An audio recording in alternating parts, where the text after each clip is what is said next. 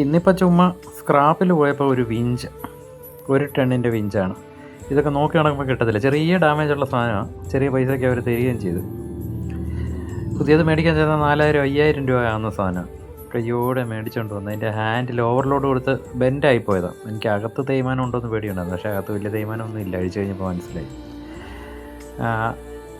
ഓരോ സാധനം വെച്ച് സൂക്ഷിച്ച് അഴിച്ചെടുത്ത് കുറച്ച് ഉപയോഗിച്ചിട്ടുണ്ട്. എന്നാലും വലിയ തേയ്മാനമൊന്നുമില്ല. ടീത്തൊക്കെ കണ്ടു. നല്ല ഹാൻഡിലാണ് കോണേന്ന് വളഞ്ഞത്. ഏതായാലും ഇന്നിരുന്ന് മൊത്തം അഴിച്ചു. നാളെ ഇനി അത് മെഷീൻ ഷോപ്പിൽ കൊണ്ടുപോയി ആ ഹാൻഡിൽ പ്രസ് ചെയ്ത് നൂർക്കാൻ പറ്റുമെന്ന് നോക്കണം. അവിടെ പറ്റത്തില്ലെന്ന് പറയുകയാണെങ്കിൽ അതിനെ ചൂടാക്കി നൂർക്കണം.